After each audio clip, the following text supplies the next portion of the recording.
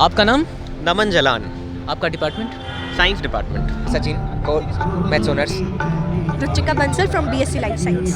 महिमा from chemistry honours. Aarti BA Political Science Honors. Pritesh Paul science honours. G20 का ध्येय रहा है वसुधैव कुटुंबकम। तो आपको क्या लगता है कि वसुधैव कुटुंबकम को G20 फुलफिल करता हुआ दिख रहा है आपको? जी हाँ, बिल्कुल। इंडिया एक बेस्ट कैंडिडेट है जो अपना इस मोटो को लेके आगे बढ़ रहा है। इंडिया ने हमेशा से अपनी इस विचारधारा को अपनी पूरी दुनिया को बताते रहा है और इसी के कर्तव्य पथ पे आगे बढ़ रहा है। इंडिया का G20 संभालने का बहुत बड़ा कल्चरल मोटिवेशन जो था वो था उसका स्लोगन, वो था उसका मोटो वसुधैव कुटुंबकम का। वो कहीं ना कहीं वो मोटो से ही वो जताना चाह रहे हैं कि हम एक सॉफ्ट पावर इन्फ्लुएंस मतलब सॉफ्ट पावर को इन्फ्लुएंस कर रहे हैं, कहीं ना कहीं एक सॉफ्ट पावर से कल्चरल कनेक्टिविटी बनाना चाह रहे हैं इंडिया टू वर्ल्ड लेवल पे, है ना।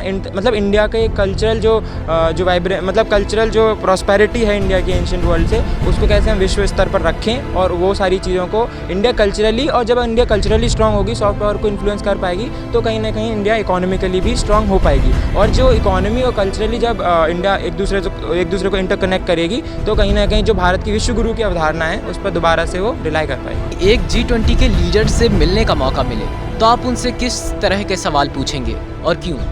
मैं उनसे ये पूछना चाहूँगा, जो आखिर G20 की सदस्यता लेने से, जैसे हमारे देश में इतने लीडर आए, अमेरिका के राष्ट्रपति आए, चाहे वो वहाँ के यूनाइटेड नेशन के नेता आए, ऋषि सुनक आए, इसी प्रकार और होना चाहिए ये। और जहाँ तक हमारे विदेश मंत्री एस जयशंकर हैं, उनसे ये पूछना चाहिए जो ऐसा करे G20 के माध्यम से जो हमें अस्थायी सदस्यता UNO में भी मिले।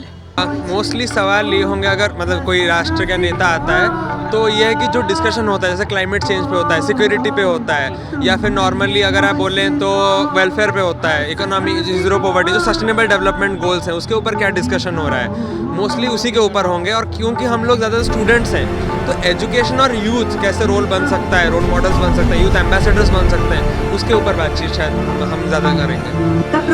आज हमारा किरोड़ीमल कॉलेज ऑस्ट्रेलिया को G20 में रिप्रेजेंट कर रहा है।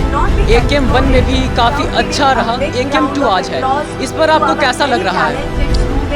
ये काफ़ी इंसाइटफुल एक सेशन था जिसमें ये बताया गया है कि G20 का क्या इंपॉर्टेंस है, इंडिया ऑस्ट्रेलिया के क्या रिलेशंस में इंपॉर्टेंस है। It was so great.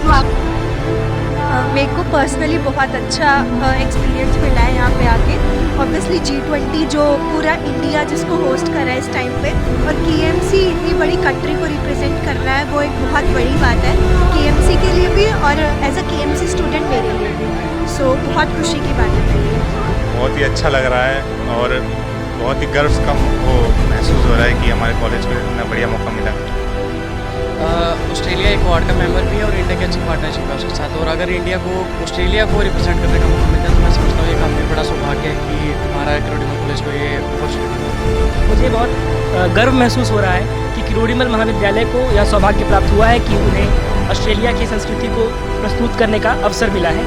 और KMC में पढ़ने वाले हर छात्र के लिए गौरव का विषय है, क्योंकि आप जहाँ पढ़ रहे हैं और उनको जब पूरे देश में, पूरे विश्व में एक ऐसी संस्कृति को प्रस्तुत करने का मौका मिल रहा है, तो मुझे लगता है कि KMC में पढ़ने वाला हर छात्र गौरवान्वित महसूस करेगा।